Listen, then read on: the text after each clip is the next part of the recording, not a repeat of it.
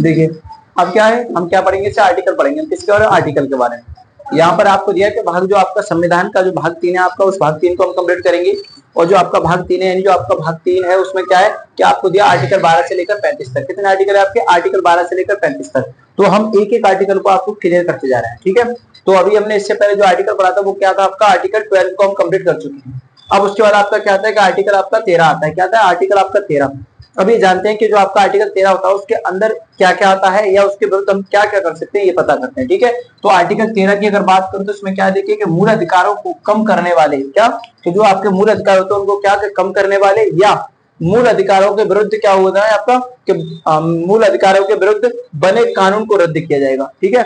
यानी एक तो क्या है आपका जो आर्टिकल 13 है, अगर आपसे कोई पूछेगा जो आपके मूल अधिकार हैं उनके विरुद्ध हम कानून को रद्द कर सकते हैं, तो हाँ किस आर्टिकल के तहत कर सकते हो? आपके आर्टिकल 13 के तहत कर सकते हैं, ठीक है। कोई आपसे पूछे कि ये बताइए कि मूल अधिकारों को कम करने का अधिकार आपको किस आर्टिकल के तहत है, तो आप बताओगे कि आर्टिकल आपका 13 के तहत है, ठीक है। तो आर्टिकल 13 में क्या है आपका कि मूल अधिकारों को कम करना या मूल अधिकारों के विरुद्ध बने कानून को क्या करना? रद्द करना, ठीक है। ये हो जाएगा। उसके बाद देखते हैं जो आपका कानून व्यवस्था होती है उसमें आपके दो भाग होते हैं। क्या? एक होता है आपका संविधान से पूर्व और एक होता है आपका संविधान के बाद। तो संविधान से पूर्व की बात करें तो इसमें क्या आपका आईपीसी और सीआरपीसी जो आपकी धाराएं होती हैं, क्या आईपीसी के तहत इतना इतना जो भी होता है आपका वो इसमें होता है। कब होता है आपका? संविधान से पूर्व क्या था आपका? आईपीसी और सीआरपीसी, ठीक है। तो ये आपका आर्टिकल फर्स्ट में आता है, यानी आर्टिकल जो आपका 13 का फर्स्ट है, क्या आर्टिकल 13 का फर्स्ट यानी कि ए समझ लो या फर्स्ट कह लो, कुछ भी कह सकते हैं, ठीक है।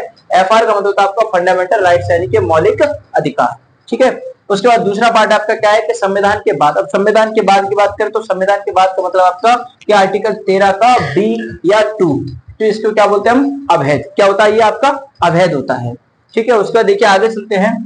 आगे क्या लिखा है हमने यहाँ पे कि विधि की परिभाषा के अंतर्गत जो आपकी विधि है, यानी जो आपकी आर्टिकल 13 जो आपके मूल कर्तव्य है उनकी जो विधि है उसके अनुसार देखते हैं क्या आर्टिकल फर्स्ट में आपका क्या होता है कि आईपीसी और सीआरपीसी और आपका एफआर यानी कि मौलिक अधिकार है। जो आर्टिकल 2 की बात करें, आर्टिकल यानी 13 का जो सेकंड है उसमें क्या होता है आपका कि अवैध होता है, ठीक है। उसके बाद आपका आर्टिकल 3 की यानी जो हम आर्टिकल 3 में जो आर्टिकल 13 के थर्ड पार्ट की बात करें तो इसमें क्या होता है आपका देखिए कि विधि की परिभाषा के अंतर्गत क्या क्या आता है आपका कि आर्टिकल 13 का थर्ड, इसमें क्या दिया आपका कि पहला आपका नियम, दूसरा आपका कानून, तीसरा आपका विनियमन, चौथा आपका क्या होता है अधिसूचना, और आपका देखिए ये क्या आपका पांचवा है आपका अधिनियमन, और उसके बाद है आपका उपानयन और फिर होता है आपकी क्या? प्रथाएं, फिर होता है आपका क्या? आदेश, ठीक है।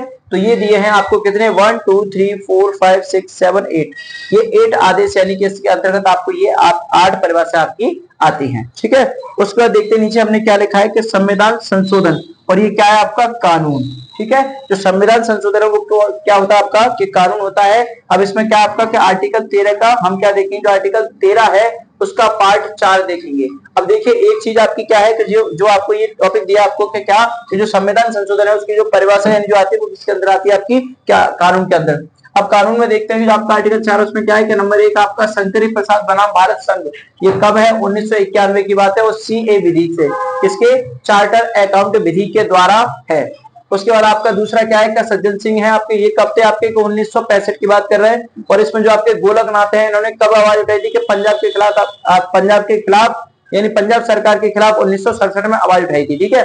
अब देखो क्या करेंगे, ये तो आपका शॉर्ट में लिखा है लेकिन इसी को हम क्या करें डिटेल में जानते हैं कि नंबर 1 आपका क्या है? शंकरी प्रसाद बनाम भारत संघ, ठीक है। इसकी बात करेंगे तो इसको पूरा डिटेल में जानते हैं। अभी मैंने आपसे कह दिया कि शंकरी प्रसाद बनाम भारत संघ 1995 और सीए और विधि से कह दिया, तो इसमें हमें कुछ पता नहीं चला, तो इसलिए यहाँ पे देखो इसको विस्तार से लिखा है यहाँ पे क्या कि शंकरी प्रसाद बनाम भारत संघ 1951 की हम जो बात करें इसमें क्या है कि इस मामले में सर्वोच्च न्यायालय ने क्या कि इस मामले में सर्वोच्च न्यायालय ने माना कि संसद के पास, यानी जो सर्वोच्च न्यायालय उसने क्या माना कि इस मामले में उसने जो सर्वोच्च न्यायालय था उसने माना कि संसद के पास अनुच्छेद 368 के तहत मौलिक अधिकारों सहित संविधान के किसी भी भाग को संशोधित करने का अधिकार है, ठीक है।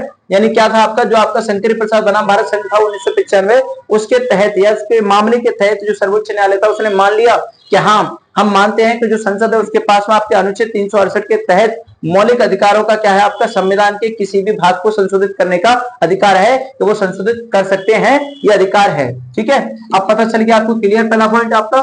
दूसरा पॉइंट देखिए क्या है आपका, कि सज्जन सिंह बनाम भारत यानी राजस्थान राज्य, किसकी बात कर रहे हैं हम, कि राजस्थान राज्य की बात कर रहे हैं। और राजस्थान राज्य में देखो क्या आपका 1965 की बात कर रहा है। ठीक है, इसमें क्या आपका, कि इस मामले में भी सर्वोच्च न्यायालय ने शंकरी प्रसाद मामले के निर्णय को दोहराते हुए कहा कि संसद को संविधान के किसी भी भाग में संशोधित करने का पूर्ण अधिकार है। ठीक है, यानी ये आपका दूसरा नियम था। इसमें राजस्थान राज्य की बात की है, तो इसमें क्या था आपका, जो आपके शंकरी प्रसाद मामले थे उसमें उन्होंने देखा कि हाँ, जो संसद है उसके पास में क्या है, कि वो अपने जो भाग, जो आपका संविधान है उसमें क्या कर सकता है, कि संशोधन करने का पूरा अधिकार है, यानी कि पूर्ण अधिकार है।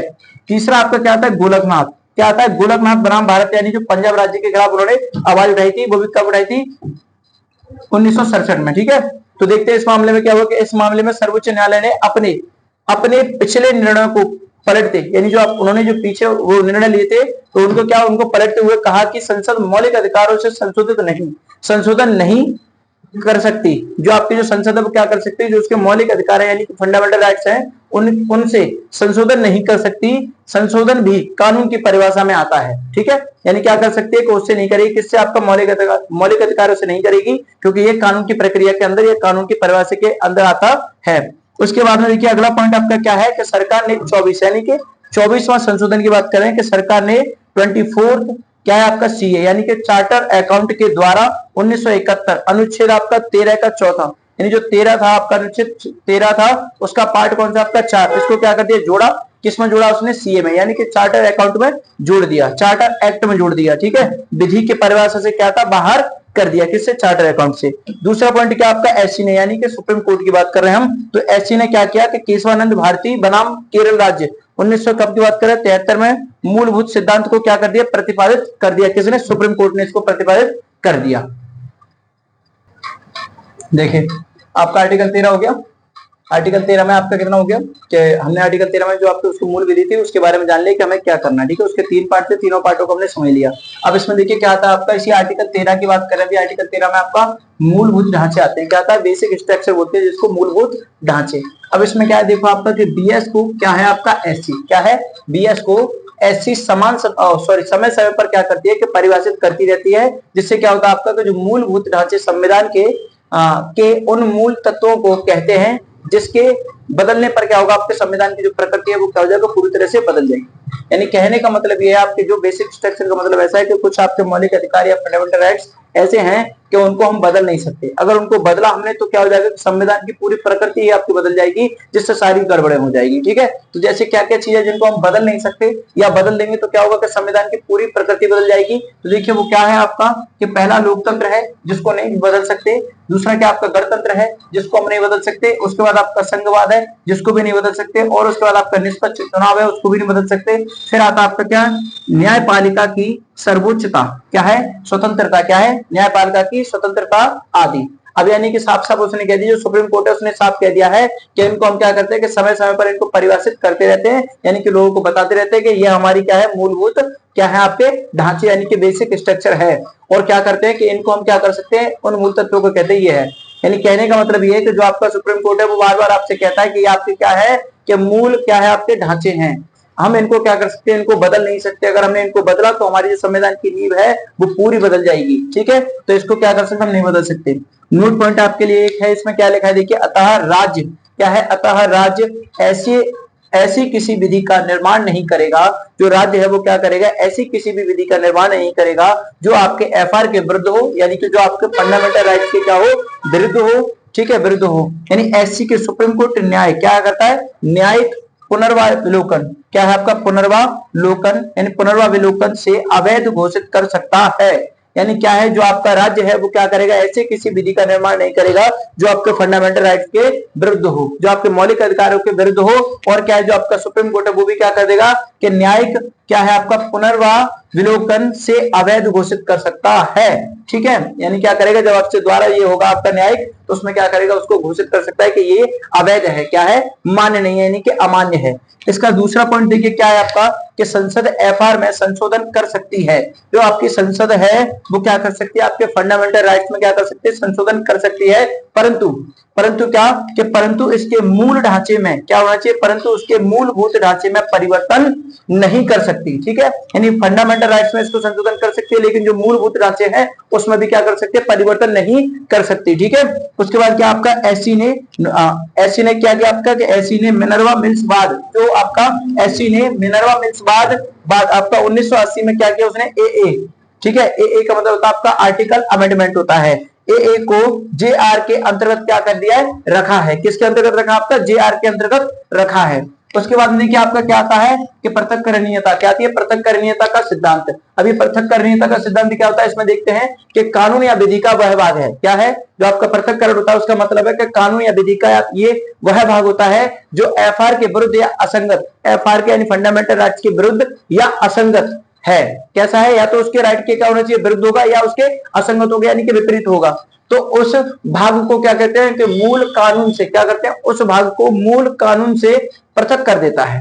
जो कानून व्यवस्था से जुड़ा होता है उसको क्या करता है, अलग कर देता है। ठीक है, तो इसीलिए वो क्या कहते हैं, जो आपके पृथक्करणीयता का मतलब है कि मान लो कोई व्यक्ति आपका किसी से जुड़ा हो तो उसको अलग कर दें, और अलग करने को हम क्या बोलते हैं, पृथक्करण बोलते हैं। तो यही यहाँ पे क्या है, कि कानून या विधि का वह भाग है जो एफआर के विरुद्ध या किसके के असंगत, ठीक है, उस भाग को मूल कानून से पृथक कर देता है। संपूर्ण कानून को क्या करता है, रद्द ना करना, संपूर्ण कानून को रद्द ना करना पृथक्करणीयता कहलाता है, या उसका सिद्धांत कहलाता है। ठीक है, यानी क्या करता है, कि कानून को थोड़ा सा क्या करता है, उससे पृथक कर देता है, लेकिन संपूर्ण कानून को क्या करते हैं, कि रद्द ना करना ही क्या कहलाता है, आपका पृथक्करणीयता कहलाता है। कोई आपसे पूछे कि पृथक्करणीयता क्या होती है, तो बताओ कि पूर्ण कानून को दूर ना कर पाना या रद्द ना कर पाना क्या कहलाता है, आपका, कि पृथक्करणीयता कहलाता है।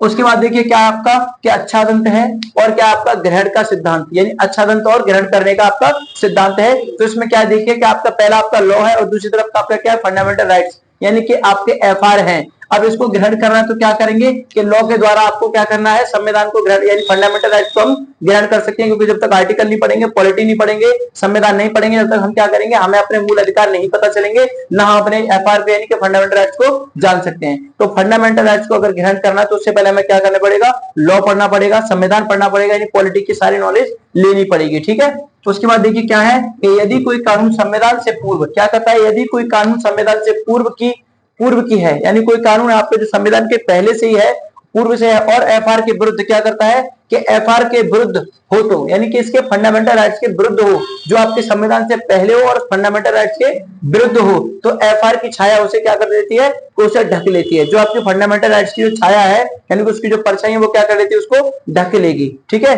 या ढक लेती है।